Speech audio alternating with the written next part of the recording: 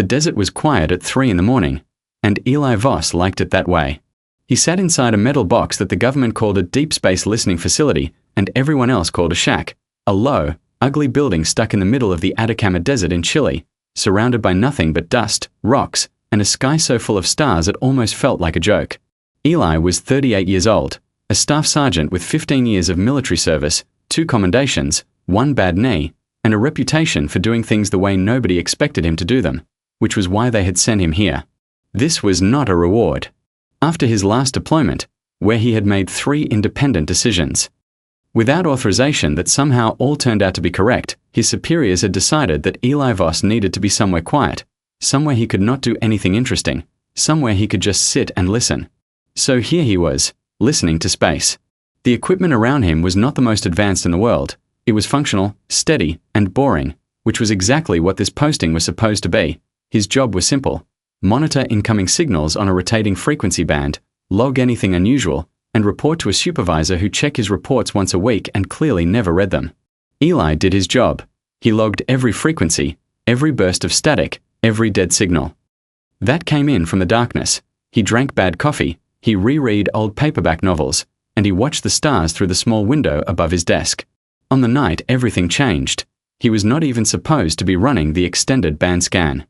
The protocol said to run standard frequencies between midnight and 4 in the morning, but Eli had gotten bored 2 hours in, and boredom in Eli Voss had a way of becoming action, so he widened the scan, pushed into frequency bands that were listed in his manual under a section titled Non-Standard Monitoring, Authorization Required, and told himself he would just look for 10 minutes. He found the signal at 3:17 a.m. It was broken, fragmented. Like someone had thrown a bottle into the ocean and the bottle had cracked before it landed. What came through was not clean data or a mathematical sequence or any of the things that the training films about potential alien contact had told him to look for. It was messy, layered, and structured in a way that felt almost like desperation, like someone yelling from very far away with their voice breaking. Eli stared at the readout for a long time. He ran the automated analysis. The software returned the result corrupted data, non-standard origin, recommend discard, and that was probably the right answer. That was probably the safe, smart, authorized answer. He did not discard it. He put on his headphones and listened to it raw, without filters, without the software cleaning it up, and what he heard was not language, not music, not code. It was all 3 of those things at once, tangled together in a way that made no sense to any trained system but somehow, in Eli's chest, made a kind of sense he could not explain. It felt like someone calling for help. He sat back in his chair, he looked at the ceiling, he looked at the manual open on his desk, he looked at the strict rule printed on the laminated card above the console that said no unauthorized transmissions, penalty, immediate suspension. Then he picked up the transmission pad and started building a response. He did not use any of the official first contact templates. There were 7 of them, all approved, all dry, all designed by committees. Instead he did what felt right, which was a very Eli Voss kind of mistake. He opened with a sequence of prime numbers, clean and simple, because every training film agreed that math was universal. Then he added something no training film had ever suggested, for bars of Beethoven's Fifth Symphony, converted to frequency pulses. And then, at the end, in plain Morse code, he tapped out 2 words. We hear you. He sent it. Then he sat very still and waited to be fired. Across a distance that human instruments could not yet properly measure. Aboard a vessel that moved between stars the way a stone skips across water, Crown Princess Serevan Thale of the Ethan Sovereignty was sitting in a dim emergency chamber with a cut across her left forearm and the quiet knowledge that her convoy had been destroyed. The ambush had been precise, 3 Ethan escort ships gone in under 4 minutes, and Serevan's flagship had survived only because her pilot had made a jump that was, by any calculation, suicidal. They had landed in a region of dead space that no chart bothered to name, and Serevan had sent a distress call on every band available.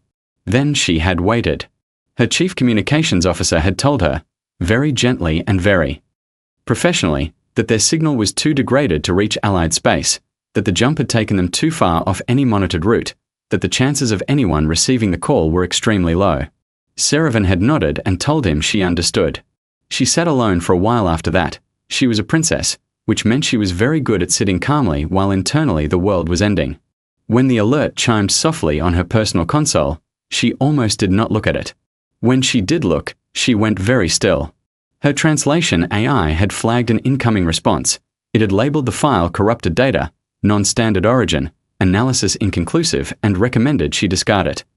The signal was chaotic. It came from a direction that was not on any sovereign map, and it was structured in a way that her most advanced linguistic software could not categorize. Seravin put on her own headset and listened to it without the filters. She heard the numbers first, clean, simple, prime, which was enough to tell her this was not random noise. Then came something that her translator had no category for, a pattern of pulses that had a shape to it, almost like rhythm, almost like feeling, and then at the end, two short words rendered imperfectly but unmistakably by the translation matrix. "We hear you." Seravin sat without moving for almost a minute. Her bioluminescent markings, pale silver lines that ran from her temples down the sides of her neck, began to glow very faintly, the way they always did when something moved her. She pulled up the origin coordinates of the signal, a small, unremarkable star system, one she had never heard of.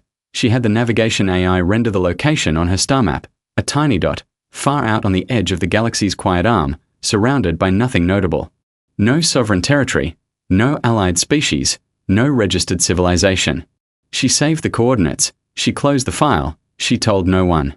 Her rescue came 6 hours later, and in all the chaos of returning to Ethan space and surviving the political storm that followed the ambush, she never mentioned the signal to anyone. But she did not delete the coordinates. She kept them the way you keep something that does not fit anywhere but feels too important to throw away. And sometimes, in the months that followed, she would open that file and look at that small star on the edge of nothing, and think about a voice that had no reason to answer. But answered anyway. This isn't a coincidence. The princess crossed the galaxy for him. 8 months after the night in the desert, Eli Voss was sitting in a small bar in Santiago, drinking something cold and reading a football match score on his phone, when two men in government suits walked through the door and looked directly at him. He had been suspended for 6 of those 8 months. His superiors had not been subtle about their feelings. The words reckless, insubordinate, and genuinely baffling had all appeared in his formal review. The unauthorized transmission had been flagged, investigated, analyzed by 3 different departments, and ultimately declared low risk due to probable non-receipt, which was the government's way of saying they thought nobody had heard it. Eli had been allowed to keep his rank but reassigned to what was essentially no assignment at all, a status called Administrative Review Pending, which meant he came into an office twice a week, signed a form, and went home. He had spent the last 2 months reading books, fixing a second-hand motorcycle in his apartment parking lot, and trying very hard not to be interesting. The 2 men in suits sat down across from him without asking. The taller one put a phone on the table. On the screen was a satellite image of something in orbit above the moon, something very large, something shaped like nothing human hands had ever built. "You need to come with us," the tall man said. Eli looked at the image for a moment, then he looked at his drink, then he picked up his drink, finished it in one go, set the glass down, and said, "Okay." The drive to the emergency government facility took 40 minutes. Nobody spoke. Eli watched the city lights blur past the window and thought about the signal he had sent 8 months ago and the way he had always half believed, in the quiet part of himself that he never talked about, that someone had heard it. The facility was underground, fluorescent lit, and full of people moving very fast with very frightened faces.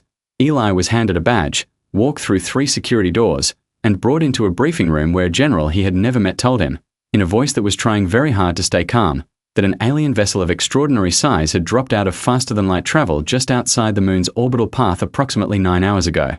It had not attacked anything. It had not made demands. It had broadcast a single message on every frequency available, translated by a frantic team of linguists over 7 hours into something coherent, and the message was this: "I am looking for the one who answered." The general put a printed transcript on the table in front of Eli and pointed to those words. Then he pointed to Eli, and his expression was the expression of a man who had several important questions and was not sure he wanted any of the answers. Eli read the words twice. Then he said, "Has she landed yet?" The general stared at him. "How did you know it was a she?" Eli did not know how to answer that, so he just said, "Lucky. Guess." She landed the next morning. The world watched it happen. Every news channel, every satellite feed, every phone pointed at the sky. A transport vessel separated from the main ship and descended through Earth's atmosphere slowly and deliberately, the way something does when it wants to make very clear that it is not a threat. It landed in an open field outside Santiago that the government had cleared overnight, surrounded by military vehicles, cameras, and approximately 6,000 extremely nervous officials.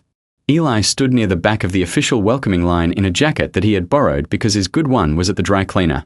He was holding a cup of coffee because someone had handed it to him and he had not thought to put it down. The door of the vessel opened. Crown Princess Seravan Thale stepped out into the morning sunlight of a planet she had never visited, in front of a species she had only heard of 8 months ago from 2 words tapped out in an ancient code, and she was the most extraordinary thing Eli had ever seen in his life. She was tall, nearly 7 feet, with pale silver-grey skin and a face that was structured like a human face but with proportions that were subtly, beautifully different. Her eyes were very dark, almost black, with a faint luminescence at the edges, and along her temples and down the sides of her neck ran those bioluminescent markings, currently glowing a steady, calm silver white in the morning light. She wore something between armor and formal dress, deep blue-black, and she moved with the kind of stillness that came from being someone who was always the most important person in any room and had stopped needing to prove it. She was flanked by 4 guards who looked at the crowd of Earth officials the way professionals look at a potential problem they are currently choosing to ignore. The head of Earth's diplomatic delegation stepped forward and began a prepared speech. It was a very good speech, 6 months in the making, translated carefully and reviewed by 30 experts. Seravan listened to it with polite patience, and then, before the diplomat had quite finished, she looked past him, past the row of generals and ministers and ambassadors, and her gaze moved down the line with a calm, specific quality, like someone checking something off against a memory.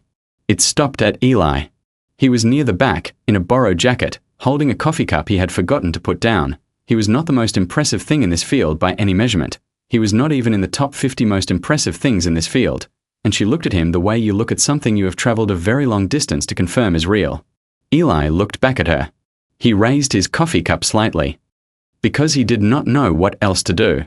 The silver markings on her neck pulsed once, brighter, and something in her expression shifted in a way that was very small but very clear.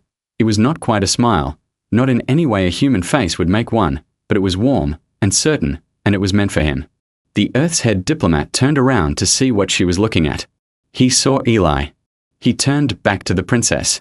He turned back to Eli again. "Voss," he said, in a low and slightly desperate voice.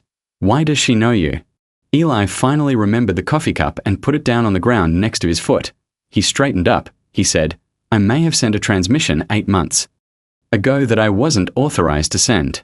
The diplomat's face did several things at once. Seravan had already begun walking toward Eli. Her guards moved with her automatically. The row of Earth officials parted like water because when a 7-foot alien princess with bioluminescent markings walks towards something with that kind of purpose, you step aside. It is a very natural response. She stopped in front of him. She was much taller up close. He had to tilt his head back a little to look at her face properly. Her dark eyes studied him with a focused, careful attention. Her translation device spoke in a voice that was flat and mechanical, but the words it carried were not. "You sent the signal." It was not a question. Eli said, "Yes." She looked at him for another long moment. Then she said something in her own language first, before the translator caught up, something quiet, that might have been said to herself. The translator rendered it a half-second later. I knew it was not a coincidence.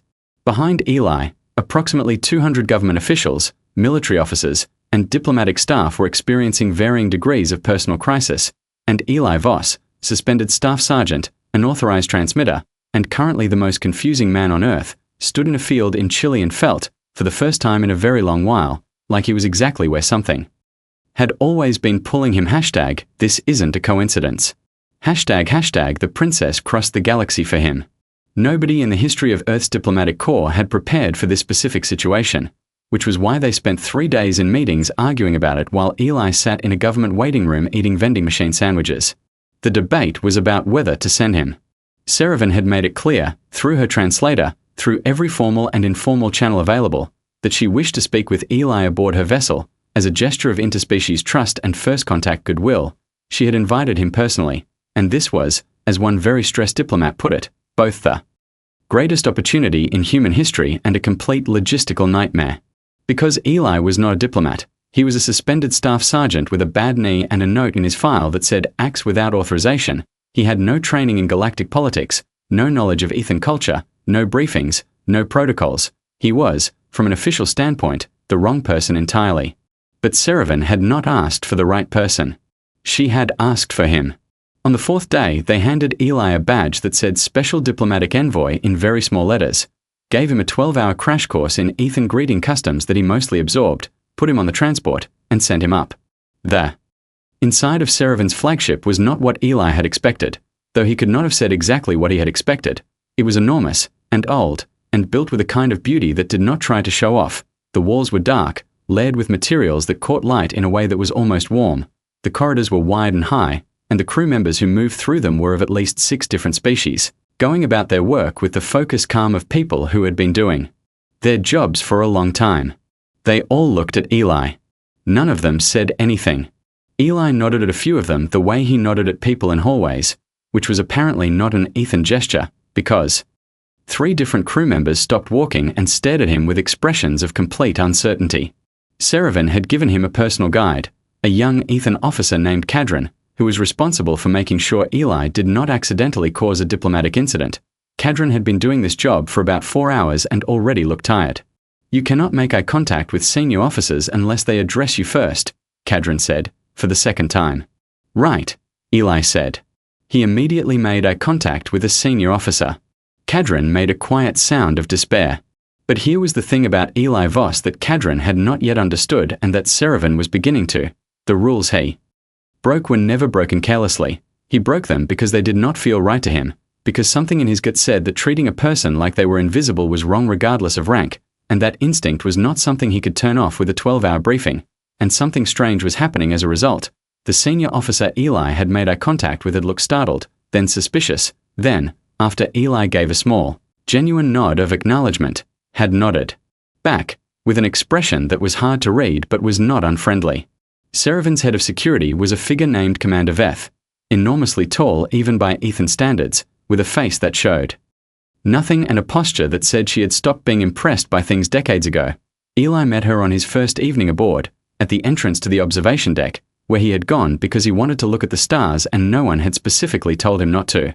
Veth looked at him the way a wall looks at something. "This area is restricted," she said, via his translation earpiece. "I didn't see a sign," Eli said. "There is no sign," Veth said. "It is understood." "I didn't understand it," Eli said. "Can I see the stars from somewhere else?" Veth looked at him for a long moment. "Why do you want to see them?" "I spent 8 months listening to signals coming from out there," Eli said, nodding toward the viewport. "I'd just like to look at where they come from." Veth was quiet for 3 full seconds, which in someone like Veth was a significant pause. Then she stepped aside and led him onto the observation deck. She stayed near the door, watching him, while he stood at the wide viewport and looked out at the stars. He did not know that she reported the conversation to Serevin that same evening, or that Serevin listened to it twice. On the 3rd day, someone tried to destroy the ship. It was not a full attack. It was sabotage, quiet and targeted. A device planted in the secondary power distribution hub that was designed to cause a cascade failure in the ship's navigation and life support systems. Serevin's security team found the threat alert at the same moment the device activated, which left a gap of approximately 4 minutes between "we know something is wrong" and "we have fixed it." Those 4 minutes were not calm. The lights dropped to emergency level, a low red wash that made the corridors look like the inside of something alive. Alarms sounded in frequencies that made Eli's back teeth ache, and the crew, trained and professional as they were, moved into emergency protocol with a speed that was impressive but that had one critical flaw. The protocol had not been designed for a situation where the primary corridors were blocked by a secondary fire triggered by the initial power surge. 3 corridors sealed. The damage control team could not reach the hub through standard routes. The window was closing. Eli was not part of any protocol. He had no role in the emergency plan. He was, officially, a guest and a civilian and someone who should have stayed in his assigned quarters and waited. He had been in his quarters when the alarm sounded. He had looked at the layout map on the wall, the one Kadrin had shown him on his first day in case of evacuation. He had thought for about 4 seconds, and then he had left his quarters and gone in the opposite direction from evacuation. He moved through the chaos with the particular calm of someone who had been in worse situations and had learned that panic is just energy looking for the wrong exit. He found a maintenance access corridor that was not sealed because it was not on the primary schematics. He found the secondary hub room, and he found 2 Ethan engineers standing in front of the device, unable to proceed because the fire suppression system in the room had failed and the heat was too high to approach. Eli looked around the room. He grabbed the emergency meal container from the wall kit, which was pressurized and sealed. He grabbed the atmospheric seal tape used for hull microfractures.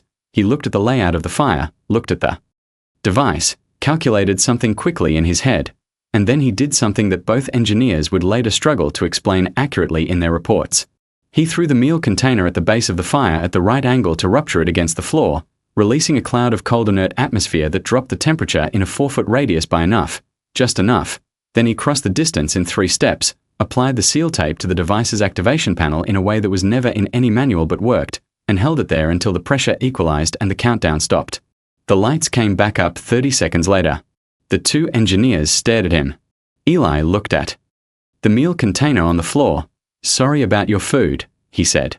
He did not know that Seravan had watched the whole thing from the corridor camera feed on her command tablet, that she had watched him calculate and move and hold that panel with his hands while the heat was still wrong, that she had watched him tell the engineers he was sorry about their food. He did not know that when her senior advisor asked her afterward what tactical school had trained that response, she had been quiet for a moment before saying, "None." He just decided someone had to. And he did not know that the silver markings along her neck had been glowing steadily for the entire 4 minutes, in the particular frequency they reached when something moved her deeply. But Kadrin noticed. Kadrin noticed, and said nothing, and privately decided that his job had just become both more complicated and more interesting than he had originally signed up for. This isn't a coincidence. The princess crossed the galaxy for him. The faction that wanted Seravan gone from power had a name that translated roughly as the Straight Path Council. They were a group of noble houses who believed the Ethan sovereignty should be ruled by tradition, strength, and the kind of pride that did not tolerate anything it could not immediately categorize. They had been waiting for Seravan to make a mistake since the day her father named her heir, and for a long time she had not given them one. Then she had gone to find a human.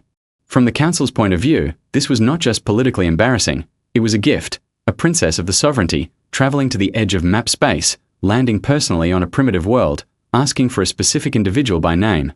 An individual who was not a king, not a general, not even an active ranking soldier, a suspended grunt with a bad knee who fixed motorcycles and sent unauthorized radio messages. The story practically wrote itself. They leaked it to the Galactic press on a Tuesday. By Wednesday morning, it was on every major news network across 100-star systems. The headline formats varied by species, but the content was the same. Crown Princess of the Ethan sovereignty develops inexplicable attachment to primitive, travels galaxy for unranked human, Ethan leadership questioned. They ran images of Eli. Specifically, they chose images where he looked the most ordinary, the most unremarkable, the most "this does not make sense," and they ran them next to images of Seravan in full formal attire, regal, and silver and extraordinary, and the contrast was exactly what they intended it to be. The message was simple. She has lost her judgment. The sovereignty deserves better. On Earth, the story hit differently. The first reaction was confusion, then amusement, then something that anyone who had ever studied human group psychology could have predicted if they had been paying attention. Humans discovered that someone had been running a media campaign designed to humiliate one of their own. Eli Voss was, by any formal measure, nobody particularly important in the structure of Earth's government or military, but he was a human, and he had done a human thing in the most purely human way possible. He had heard someone in pain, in the dark, from across the galaxy, and he had answered, and now something very large and very political was trying to use that against him. Earth did not have a significant war fleet. Humanity had been in space for less than a decade. What they had was a handful of orbital defense platforms, 2 experimental long-range vessels, and a collection of scientists and engineers who were still genuinely excited about being in space at all. What Earth also had was approximately 8 billion people, a centuries-long tradition of extremely creative problem-solving, an internet infrastructure that was frankly alarming in its reach, and a collective stubbornness that had once caused an entire species to spend 60 years arguing about a border and then rebuild everything on the other side of it just to prove a point. The response began in small places. A group of communications engineers in South Korea who had spent years studying the same frequency bands Eli had been monitoring quietly traced the council's media network structure and began feeding counter-information into it. Not false information, simply true information that the council had left out, recontextualized and redistributed on every channel they could access. A team in Lagos began mapping the financial connections between council member houses and 3 ongoing trade violations that had been quietly ignored for years. Those maps started showing up in the inboxes of every galactic regulatory body that had a public contact address. In a university in Berlin, a 23-year-old linguistics student who had been obsessed with Ethan language since the first contact announcement posted a detailed breakdown of the council's original press release, specifically the passages that, in direct Ethan translation, contained implications about Serevin's mental fitness that had been softened considerably in the version distributed to human media. The post was read by 4 million people in 6 hours. Anonymous accounts operating across alien social platforms, accounts that had been quietly active for months, built by a community of humans who had been learning galactic digital infrastructure simply because it was interesting, began surfacing old records about the Straight Path Council, voting, histories, trade decisions, the names of the Ethan noble houses they were connected to and what those houses had done in the last decade. It was not an attack, it was just information, suddenly and comprehensively available. And then every major Earth government released a joint statement. It was very short, it was written in 17 languages and translated into 43 more, and it was, on the surface, perfectly polite. It expressed Earth's hope for continued peaceful relations with all spacefaring civilizations and its confidence in Princess Serevin Thale as a diplomatic partner. And tucked inside that politeness, in the specific phrasing chosen by people who had spent centuries writing things that meant exactly what they needed to mean, was a sentence that translated across all 43 languages into something that very clearly communicated, "We are watching, and we have very good memories, and we are not as small as you think we are." The galactic press, which had expected humanity to be confused or upset or perhaps to issue a formal complaint, instead spent 3 days trying to explain what exactly had just happened. One analyst on a network based out of the Ethan capital described it as a species that does not yet have the ships to fight a war, demonstrating that it does not need ships to make a point. Eli was in a private meeting room aboard Serevin's flagship when Kadran came in and placed a tablet on the table in front of him showing a summary of everything Earth had done in the last 72 hours. Eli read through it slowly. Then he put the tablet down and stared at the wall for a moment. "I didn't ask them to do any of that," he said. It was not quite a protest and not quite an apology. It was the voice of someone who was genuinely moved and genuinely embarrassed in equal measure. Kadran, who had been watching humans for several days now and had begun to form some theories, said carefully, "Did you expect them not to?" Eli thought about it. "No," he said, after a moment. "I guess I didn't." He was quiet again. Then he said, "Is she okay?" Kadran blinked, in the middle of a galactic political storm generated entirely by her association with him. With her court in crisis and 3 noble houses publicly calling her judgment into question, his first and only question was whether she was okay. Kadran had been briefed extensively on human behavior patterns and this still caught him slightly off guard. "The princess is managing the situation," Kadran said. "That's not what I asked," Eli said. He found her an hour later in the ship's secondary observation gallery, a smaller, quieter version of the main one, with a curved viewport that looked out over a stretch of open space that had no name on any chart. She was standing with her back to the door, her hands clasped behind her, watching the dark. Her silver markings were dim, which Eli had come to understand meant she was tired. He walked up and stood next to her, not too close, not too far, and looked out at the same stretch of dark. "I'm sorry," he said, "about all of this." She turned her head slightly to look at him. "You did not cause this," she said. "I sent an unauthorized transmission 8 months ago that started all of it," he said. "You answered when no one else did," she said, and her voice carried something that the translator rendered in flat, functional words but that Eli heard clearly anyway. There was no version of those words that was not important. They stood there for a while in the quiet of the observation gallery while somewhere across the galaxy, Earth continued its 72-hour campaign and the Straight Path Council began to realize that they had picked the wrong thing to make into a story. "Why did you come yourself?" Eli said at last. "You could have sent anyone." Serevin was quiet for a moment. Her markings shifted, a slow pulse of something warmer than silver. "I could have," she said, "but I needed to know if the voice was real, if the warmth in it was real, or if I had only heard what I wanted to hear." "And now," Eli said. She looked at him fully then, and her dark eyes were calm and certain and very direct. "Now I know," she said. The Straight Path Council called an emergency session of the Imperial Court 3 days later. They arrived expecting to deliver a verdict. They arrived to find that the narrative had shifted entirely beneath them. What had been a story about a princess's poor judgment had become a story about a species that nobody had taken seriously doing something that nobody had expected. And Serevin, standing at the head of her own court, looked at the council with the particular expression of someone who has been waiting for this moment since long before the moment thought it was ready. She had something to say, and the galaxy, for the first time, was listening. #This isn't a coincidence. #The princess crossed the galaxy for him. The imperial throne room of the Ethan sovereignty was built to make everyone inside it feel small. The ceiling was high enough to lose in shadow. The walls were carved from a dark stone that held light inside it like memory. The seats of the noble houses rose in tiers on either side, hundreds of them, full now with every significant figure in Ethan politics, and at the far end, on a raised platform that was not quite a stage and not quite a throne and was somehow both, Seravan stood alone. Eli was in the back of the room.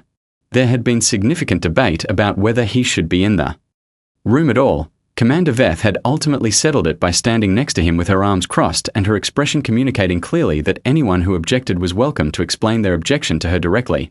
No one had explained their objection to her directly, so Eli stood near the back wall, between Cadron and a structural column, and watched. The head of the Straight Path Council was a lord named Praven, old, sharp-faced, and very certain of himself in the way that people become when they have never truly lost at anything important. He stood at the speaker's position below Seravan's platform and made his case in the measured, formal cadence of someone who had practiced it many times. The substance of it was this: a princess must demonstrate judgment. Judgment means understanding value, hierarchy, and the proper order of things. Choosing to elevate a primitive, unranked creature from an unregistered world as a matter of personal preference was not judgment, it was sentiment. Sentiment was not a quality the sovereignty needed in its leader. The court should consider whether Seravan was prepared to set aside this distraction and return her attention to what mattered. He spoke for 11 minutes. When he finished, the room was quiet in the particular way that rooms get quiet when everyone is waiting for something that will matter. Seravan did not move for a moment. She stood with her hands at her sides and looked at Praven with an expression that was perfectly calm, and then she began to speak. She did not use notes, she did not raise her voice. She spoke in the clear, steady way of someone who has thought about something for a long time and no longer needs to search for the words. She said, the sovereignty was founded on a specific belief, that when someone calls out in the dark, you answer, not because it benefits you, not because they are worth answering by any calculation of rank or power, but because the call itself is reason enough. That principle was in the first charter of the sovereignty, written by founders who had themselves once been the smaller, weaker voice calling out, and it was the principle that had made the sovereignty worth anything at all. She said, 8 months ago, her convoy burned, every allied ship was silent, a world that barely knew the stars existed heard her voice and answered it, with no benefit to themselves, with no knowledge of who she was or what it might cost them, with nothing but the decision that someone was in pain and that was sufficient reason to respond. She said that the being who sent that answer was standing in the back of this room right now, and that there was no measurement of rank or civilization that could make that action smaller than it was. She said. Lord Praven called it sentiment. She called it the only thing she had ever seen that reminded her of what the sovereignty was supposed to be, and if the court decided that her recognition of that quality was a disqualification from leadership, then the court was telling her something very important about itself. She stopped. The room was silent for a long moment. Eli did not understand most of what she had said. His translator earpiece caught fragments, general shapes of meaning, but he understood the tone, and he understood the stillness in the room after she finished, and he understood the look on Praven's face, which was the look of a man whose ground has shifted under him and who has not yet admitted it to himself. Then something happened that Praven had not planned for. One of the noble houses on the left tier, a house that had been neutral through the whole proceeding, signaled their position flag in support of the princess. Then another. Then 3 more. It did not happen all at once. It happened the way things happen when people have been waiting for someone to go first, one at a time, and then faster, and then it was not a trickle anymore. The Straight Path Council watched their coalition come apart in real time, and there was nothing graceful to do about it. Praven left the speaker's position without another word. Cadron exhaled very slowly next to Eli. It is done, he said quietly. Eli watched Seravan on the platform. She had not moved. Her markings were glowing now, a warm, steady silver that lit the space around her shoulders. She looked out at the court with an expression that was not triumphant and not relieved. It was something quieter than either of those things, something that looked like someone who had held a difficult thing for a long time and had finally been allowed to set it down. She found him afterward in a side corridor off the main chamber, just the two of them, the noise of the court behind a closed door, the corridor lit by the same low ambient glow as the rest of the ship. You understood some of it, she said. It was not a question. Enough, Eli said. She looked at him for a moment. Her markings were still glowing that warm silver. You are not afraid of any of this, she said. The ship, the court, the politics, none of it makes you afraid. Eli considered being honest, which he usually was. The politics kind of makes me afraid, he said. The rest of it is just new. I've always been okay with new. Something in her expression shifted in a way he was starting to recognize. That small movement that was not quite a smile but was the Ethan version of one. On my world, she said, when we want to know if something is real, we say, follow it past the point where following it is easy. If it is still true after that, it is real. We have something like that too, Eli said. We just usually say it after the fact. She tilted her head slightly. Is that what you are doing, saying it after the fact? Eli thought about a desert at 3 in the morning, a broken signal that sounded like someone calling for help, a choice that made no sense and cost him his posting and led here, to the back of a room built for gods, watching someone tell 1,000 powerful people the truth. He thought about the fact that not once, in all of it, had he considered doing something different. Yeah, he said. I think it is. The silver light along her neck pulsed once, warm and bright, and she held his gaze with the calm certainty of someone who has confirmed what they came to confirm. Months later, a small human vessel and one Ethan Imperial ship moved together along a route that no chart had named. They were not on a diplomatic mission. There was no official designation, no formal itinerary. Two people had simply looked at the same stretch of open space and chosen the same direction, and that was enough. And far away, in a metal box in the Atacama Desert, a new operator sat at a console under a sky full of stars and ran a frequency scan that she was not technically authorized to extend, because she was curious, and she was bored, and the night was very quiet. When the signal came in, her software flagged it as corrupted data and recommended she discard it. She listened to it without the filters. It was chaotic and layered and structured in a way that made no rational sense, but somewhere inside it there was something warm, the way a voice is warm when it carries feeling that the words alone cannot hold. She sat back in her chair. She looked at the stars through the small window above her desk, and she smiled. Then she picked up the transmission pad and answered.